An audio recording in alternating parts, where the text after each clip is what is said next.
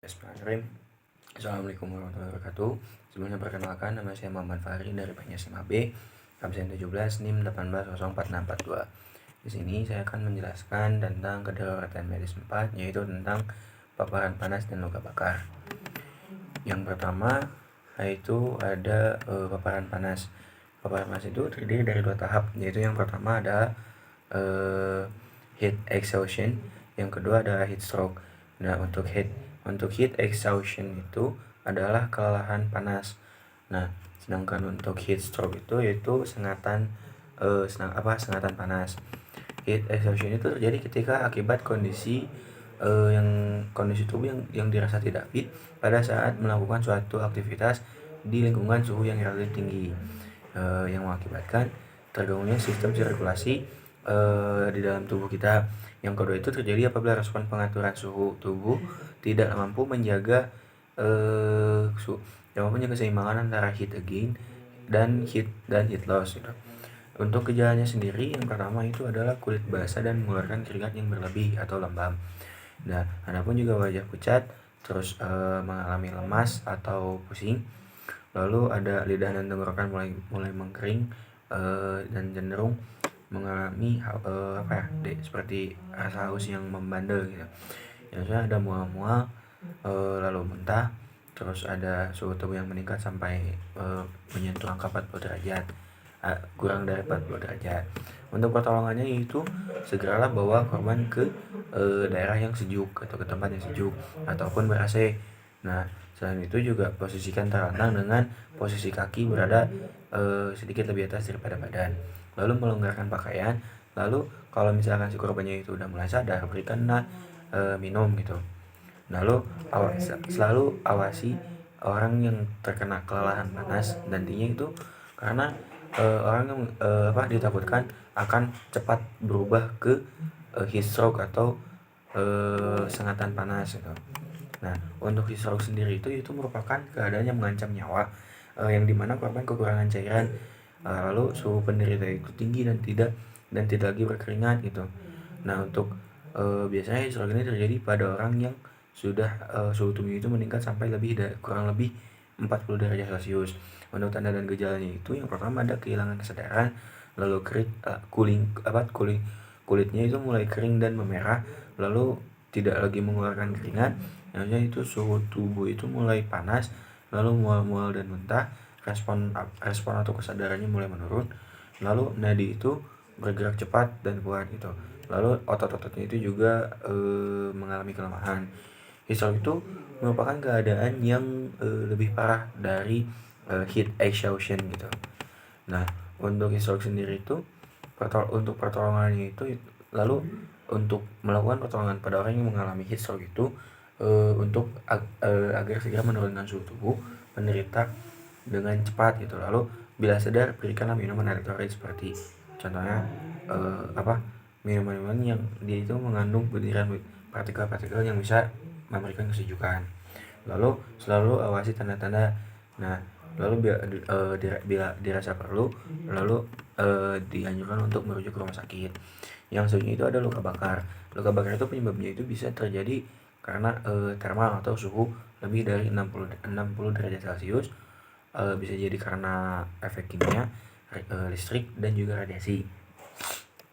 Nah, tingkat luka bakar itu dibagi menjadi 3. Yang pertama itu meliputi lapisan kulit paling atas atau kulit ari. Nah, biasanya itu terjadi kemerahan, nyeri, dan radang ataupun terjadi pembengkakan. Yang kedua itu meliputi kulit lapisan jangat atau lapisan tengah-tengah. Nah, biasanya itu timbul gelembung, bengkak, lalu kulit kemerahan atau putih dan cenderung lembab dan kulitnya sudah mulai rusak gitu. Yang selanjutnya itu ada yang paling parah, yaitu meliputi kulit bagian bawah. Nah, biasanya kulit itu tampak seperti kering, memutih, dan terlihat gosong dan hitam. Nah, biasanya derajat luka bakar itu terjadi kan ada 3. Pertama, derajat 1 itu kulit itu rusaknya itu terjadi pada bagian epidermis atau kulit bagian luarnya saja. Nah, biasanya itu kulitnya itu terlihat lebih kering, terus kemerahan, terjadinya bergelembung, dan eh, apa nyeri-nyeri tapi nyeri ringan gitu, mengalami nyeri yang ringan. Untuk derajat 2 itu rusak pada epidermis. Nah, selain untuk derajat 3 itu terjadi pada kulit bagian dalam, kulit yang lebih bawah gitu, kulit yang bagian dalam. Nah, yang selanjutnya itu untuk penanganan luka bakar itu hentikan segeralah hentikan proses dari luka bakar tersebut. Lalu lepaskan pakaian yang terkena efek bakar itu. Contohnya karena dari pakaian yang mengalami apa akibat terbakar itu tuh bisa jadi si pakaian itu meleleh dan menempel pada kulit yang nantinya akan susah dan sakit untuk dilepaskan. Nah, dari itu lalu dibalut, dibasahi atau dilonggarkan pakaiannya, ataupun juga kita harus menutup si luka bakar itu karena ditakutkan terjadinya infeksi. Nah, lalu ketika kalau misalkan mau dibawa ke luka bakar itu dirasa sangat parah gitu, dan bahkan harus dirujuk ke rumah sakit. Nah, selama perjalanan ke rumah sakit itu teruslah dibilas atau dibilas dengan air dingin gitu selama proses perjalanan ke rumah sakit. Nah, lalu untuk luka bakar kimia itu biasanya itu penanganannya itu siram dengan air kurang lebih 20 menit. Lalu jangan menyiram bahan kimia yang bereaksi dengan air gitu, karena ditakutkan ketika kita menyiramkan bahan kimia yang bereaksi dengan air itu akan memperparah luka bakar yang diterima. Nah, lalu ada luka bakar karena listrik. Nah, untuk luka bakar karena listrik ini gejala dan tandanya itu perubahan pada status mental, tampak luka bakar yang cenderung besar atau berat, lalu pernapasan itu mulai mengalami kesusahan dan cenderung tidak teratur. Lalu ada denyut nyadi itu lemah sampai bahkan tidak terasa gitu. Lalu patah tulang majemuk atau patah tulang ringan karena disebabkan oleh kontraksinya otot-otot yang berkontraksi. Untuk penanganannya itu lakukan kita harus bisa menilai apakah luka bakar itu luka bakar yang cenderung parah ataupun tidak. Kalau misalkan luka bakarnya parah, kita si luka itu cenderung parah, kita harus segera membawa ke rumah sakit. Lalu kita harus periksa dan cari luka bakarnya. Misalkan kalau misalkan di daerah listrik yang masuk atau listrik keluar, kita harus bisa mencari luka bakar itu di mana.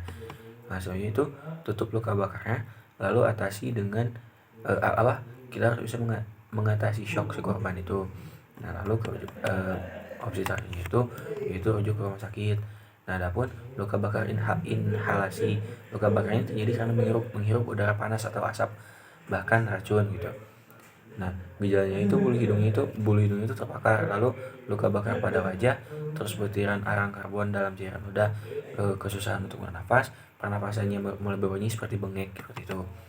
Nah, untuk pertolongan itu kita harus memindahkan si korban, lalu berikan oksigen. Setelah itu berikan nafas buatan jika diperlukan. Dan yang terakhir, kalau misalkan emang si korban mengalami parah gitu si lukanya, nah baru itu harus dirujuk ke rumah sakit. Mungkin cukup sekian presentasi yang dapat saya sampaikan. Kurang lebihnya mohon maaf. Assalamualaikum warahmatullahi wabarakatuh.